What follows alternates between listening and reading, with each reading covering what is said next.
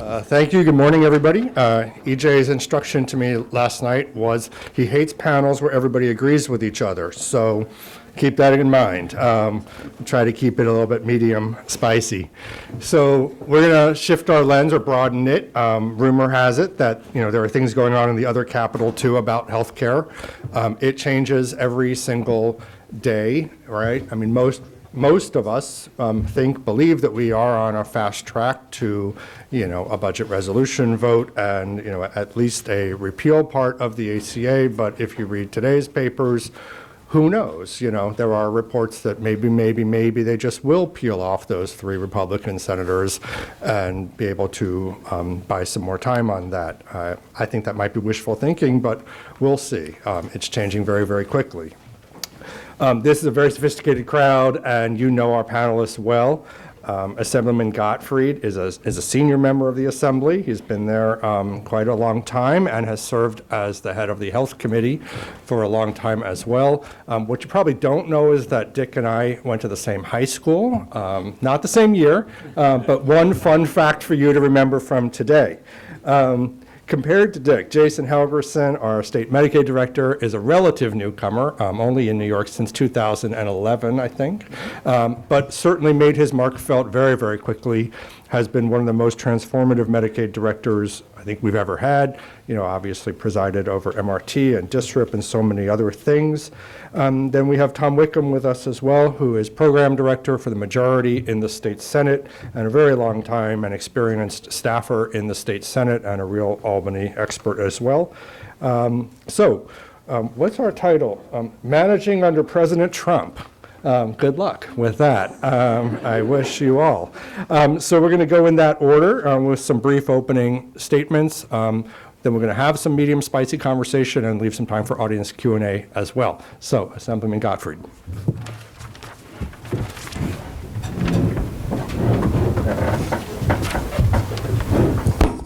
Well, thank you, David. This is quite an audience. Just a random thought. I heard from someone at a meeting last week that the average tenure for state Medicaid directors is 19 months. So by those criteria, Jason is like a lifer. And I think you are either the envy of all your fellow Medicaid directors, or they have an awful lot of sympathy for you. I don't know which. Washington. All the focus has been on what they're going to do to the Affordable Care Act, but that's, I think, largely because it's called Obamacare. So. It gets a lot of the focus. I think what is probably going to be more devastating to New York, and I think could well hit us really soon, is what they're going to do to Medicaid. That's an issue where, the Republicans have hated Obamacare only since 2010. They've hated Medicaid since 1965.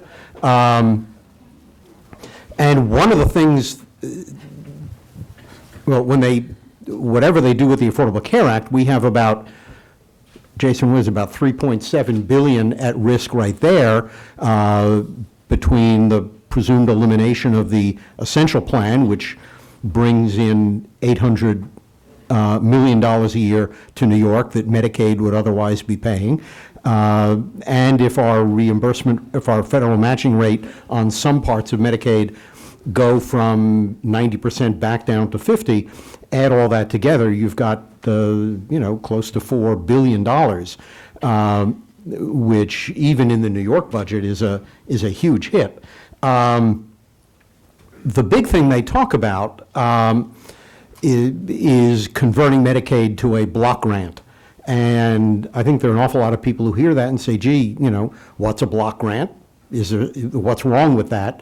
So a couple of things that are wrong with that. One is that the history of block grants is that they are almost always start out smaller than the program that they replace. they then tend not to grow. You know, it's easy to march on Washington for money for our hospital or march on Albany for money for our nursing home. It's hard to get up a lot of excitement about a block grant. And that's why they tend to be smaller and they tend not to grow.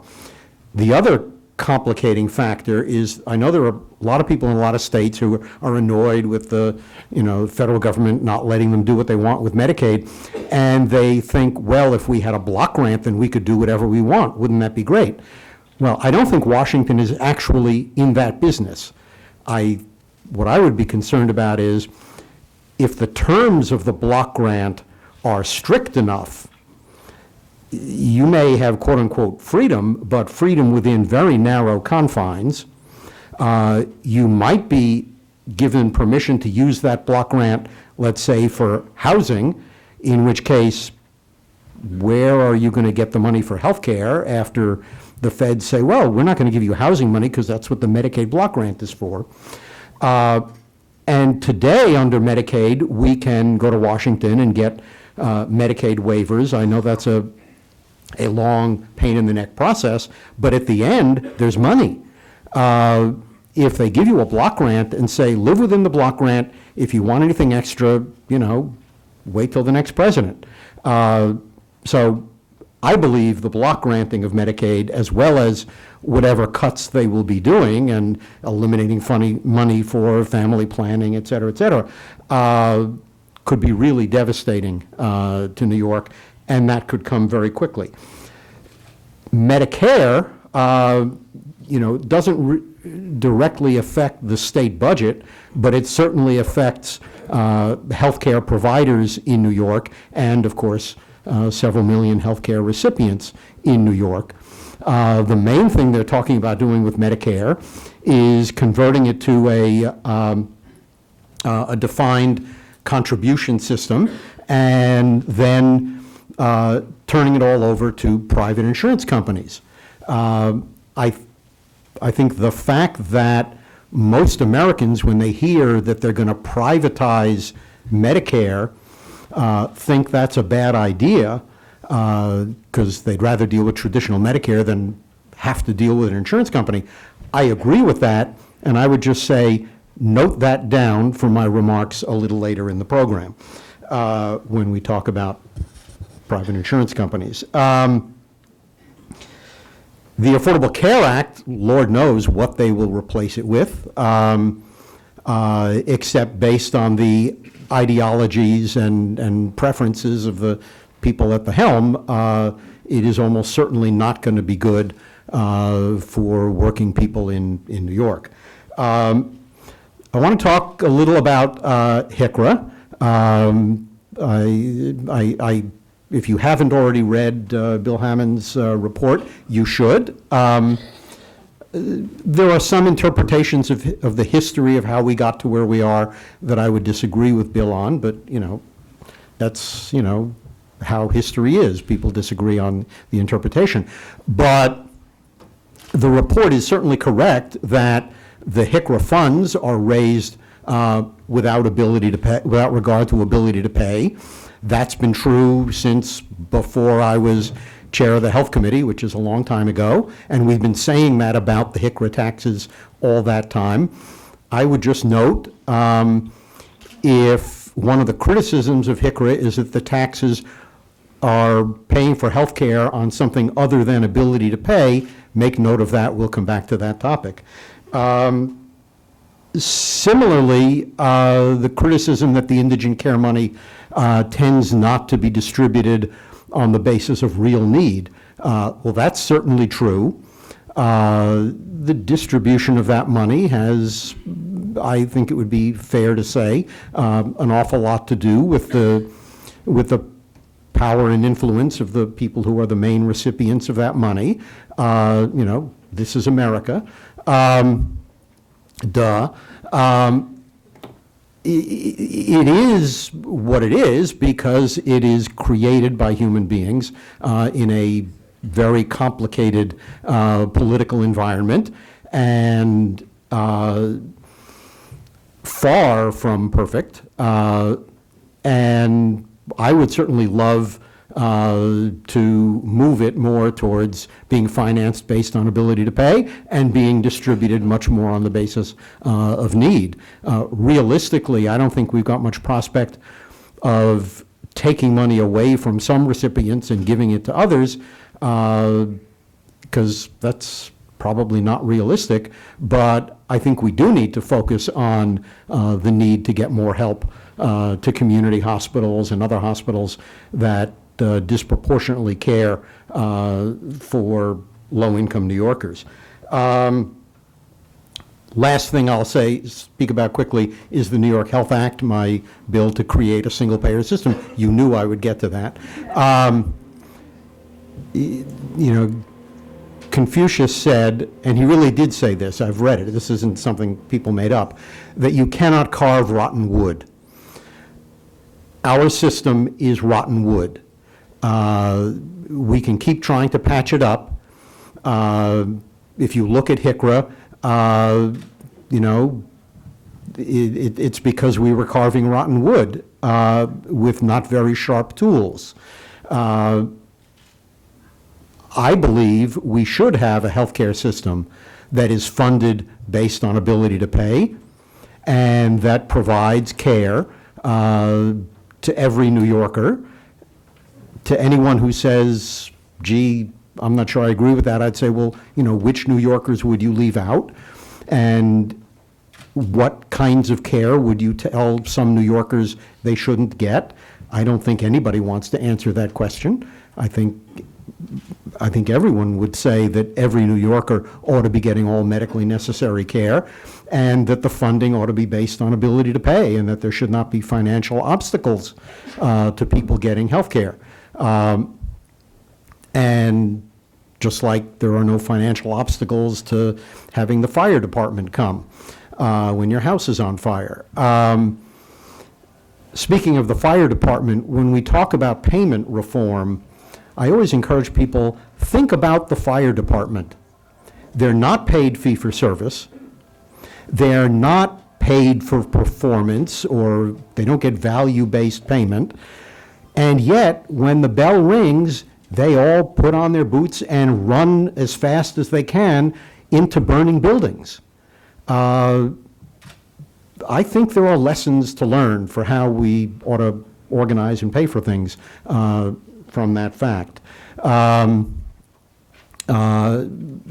hope at some point in the Q&A, maybe we can talk about things like pharmacy prices and PBMs, because I think there are things we can do in that area.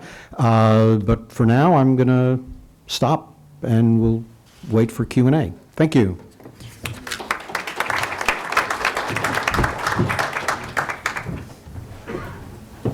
Great. So it's certainly a pleasure to be here today. As was mentioned, a very sophisticated audience, and for once in a long time, I'm not going to present any PowerPoint slides, and just sort of talk a little bit about the topic du jour. And I feel like this is a question I get asked a lot as I travel around the state and meet with different groups, which is obviously that election on that Tuesday in November changed the complexion of Washington, D.C., and changed the national political landscape quite significantly. And I get asked about, so what does this mean? What are you guys doing to prepare? What are your thoughts?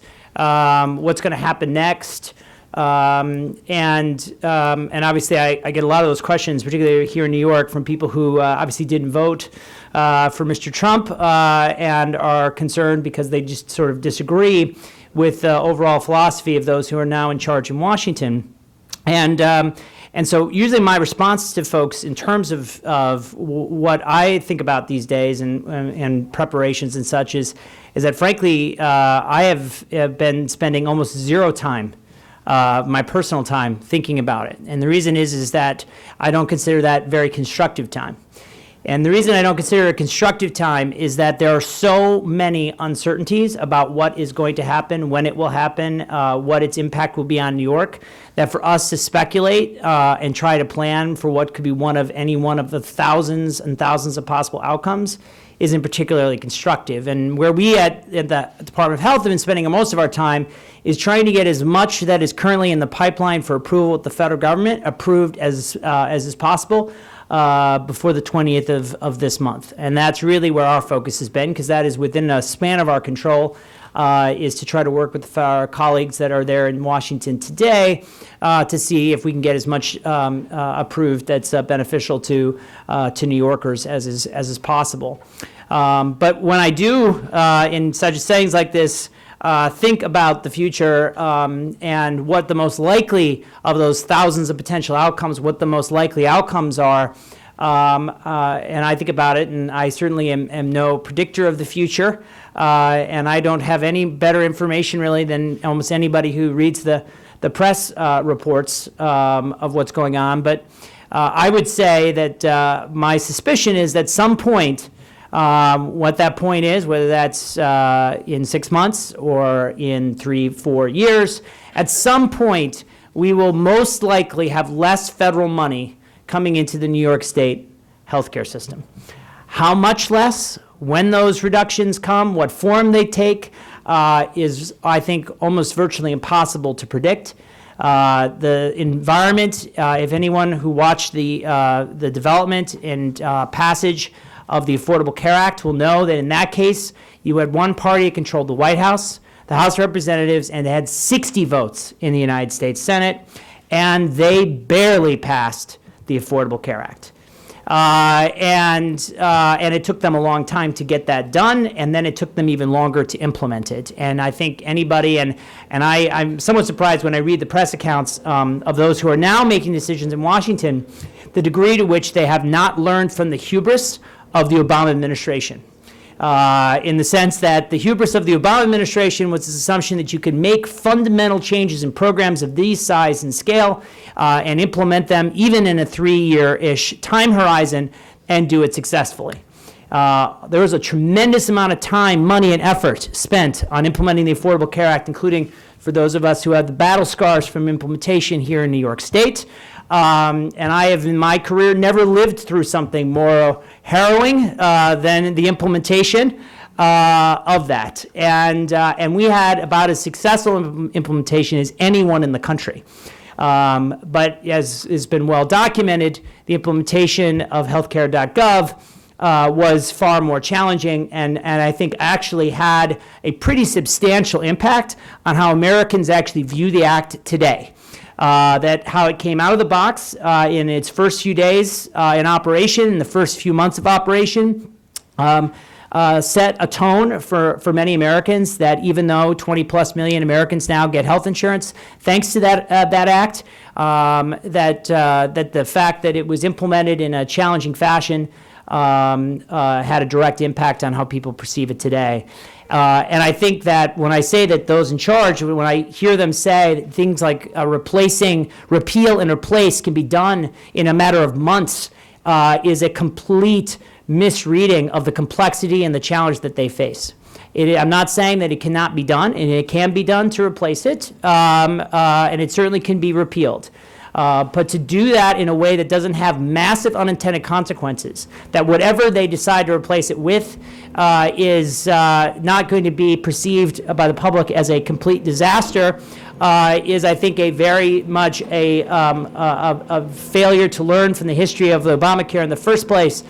And I hope that as they begin to get their arms around this issue, because it's a very different thing to be sort of on the sidelines critiquing than it is to actually be administering something, that when they get to that point, what they will begin to realize and appreciate is the challenges, the complexity. In fact, I think, based on what I've seen in the press as recently as today, is that I think cooler heads are actually beginning to prevail, that to simply vote to repeal something that affects 20 million Americans without any idea what its replacement would look like isn't necessarily the most responsible thing to do, and that they may actually want to develop that proposal first before they take that initial step. Now, we will see, and I agree with David that cooler heads may not actually win the day, and that they may, in their desire to replace the act, they may vote to repeal first without that plan in place.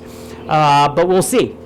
But I think at the end of the day, what can we do in New York as we watch these developments in Washington? What should we be doing in preparation? And I think that at the end of the day, what we have already been doing is what we should continue to do, which is at the end of the day, no matter how much money comes in from Washington, whether it's the amount of money we have today or amount less, the challenge that we face today is with the challenges that we'll face tomorrow and in the years to come, which is our healthcare system is simply not very cost effective. It is not generating the kind of outcomes that we would expect, and many providers are financially strapped because the revenue is not matching their costs. And that's simply the reality, and it's the reality in almost any community you look at across the state. Now, there are certainly certain providers that are a little bit more financially strong than others, but I think as you could see, Governor Cuomo announced yesterday sort of extraordinary assistance for the Montefiore Health System in the Bronx. And that assistance is not because they have a strong balance sheet. That financial assistance is because their balance sheet has in fact weakened. It's weakened to the point that its whole institution is now at risk. That is the largest employer in the Bronx, whose financial situation has reached that point. And that is for a variety of different factors that have gotten to that point, and some of those unique to that provider. But I do think it's just a sign that we have some really significant challenges, and at the end of the day, is we need a more cost-effective delivery system. And that's really what a lot of our time and effort has been around here at the health department. That's been my primary focus, and our two strategies there are delivery system reform through DSHRIP, which is to try to get providers to align, to work together, to collaborate, to focus on outcomes, and to work together in ways that lead to a more cost-effective system. And secondly, is the move to value-based payment, a system of paying for healthcare that better aligns the incentives, encourages the kind of collaboration and better outcomes that we should all want, and gives providers the opportunity, when they're successful in that collaboration, when they actually get better outcomes, that their financial situation can improve. And so when I think about what we should be doing in New York in preparation for what's like the most likely outcome, which is less federal money, is that what we're doing today, we should simply do it maybe in a somewhat expedited fashion, but it only makes all that work that's going on right now all across the state all the more important. And that, I think, fundamentally, at the end of the day, is where I am and where the health department is in terms of our focus. Last thing I'll say is appreciate Dick Gottfried's leadership around the issue of a single payer system. But what I would say about, and I would say this is somewhat of a critique both of the Affordable Care Act. It's also a critique of the Republican proposals around healthcare reform. And I would say it's a critique also of the movement to a single payer system. And that critique is that it somewhat misses the point, which is at the end of the day, whether you're a single payer system, whether you are one that has multiple payers with private insurance, you can make those insurance products more affordable. You can lower some of your administrative costs. I'm not going to stand here and argue that a single payer system wouldn't achieve efficiencies. But what I would say at the end of the day is that a single payer system, multi-payer system, is still purchasing services from a healthcare delivery system. And if the healthcare delivery system that it's purchasing services from is not in fact efficient, it doesn't matter what your payment system is, you're not going to get the kind of outcomes you would expect. And I have spent some time in the last year or so connecting with folks in the National Health Service in the United Kingdom, both locally, both with local efforts as well as with folks at NHS England. And what I'm struck by is the challenges to which they face, and how similar those challenges are to the things that are happening right here in New York. In fact, there are partnerships being created between regional efforts in the UK and regional efforts that have been created as part of DSHRIP. And the reason for that is at the end of the day, what they're trying to do is they're trying to get providers to work together. They're trying to align the incentives within their system. They're trying to integrate what they call social care, which includes includes the social services, long-term care, with the services that are funded through the acute care system and the National Health Service. They see the same kind of silos in the delivery system that we see in their single-payer environment. And it's, as I say, strikes me that we have so much in common in terms of the kind of challenges we have, even though the overall payment systems we have are so vastly different. So with that, I look forward to the Q&A and engaging with all of you.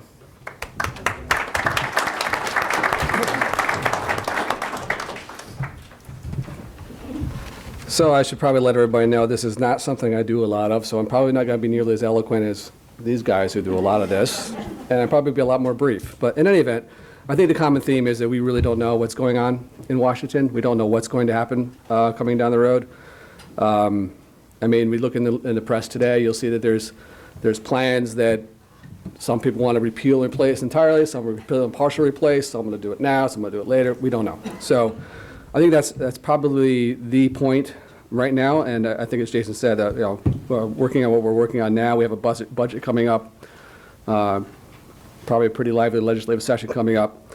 So I think that we need to work on what we're working on now and keep going forward. I mean, it's extraordinarily difficult to put together a plan based on what we really don't know.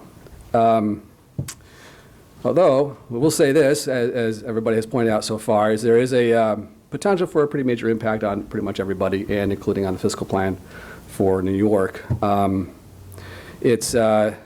currently in the middle of doing a whole bunch of things in healthcare right now. I think a whole-scale change in how things come down from the federal government will have a tremendous impact on how we move forward with those. And they're tough enough as we're going through them at this moment. We have, DSRIP, we have VBP, we have, changing from fee-for-service to managed care on a variety of different levels. So I think that we have a lot of work to do at the moment without even thinking about what's coming down the pipe, although we have to keep an eye on that, for sure. One of the things that's important, I think, is that we ensure that as we're going forward and as we're talking about these things and keeping an eye on what's going on in Washington and making sure that we understand where things may be headed, we have a better picture in a month or so probably, or even maybe sooner, is that we remain as flexible as we can to kind of shift with where they're headed. We need to, and that's going to take a little bit of thought. It's going to take some innovation and creativity, but we have a lot of talented folks that are inside the government and outside the government. I think that working together, I think we can probably get there. I think one of the things we want to ensure is that we're not disrupting a whole bunch of systems that are in place currently without something to back them up. It's kind of a dangerous place to be if we let that happen. In any event, that's really pretty much it. I'm not going to get into some of the other things, but I think we really don't know what's going on, or what's going to happen. I think that we have to keep an eye on what we're doing and keep an eye on what's coming down, and I don't know what more we can possibly do than that. Thank you.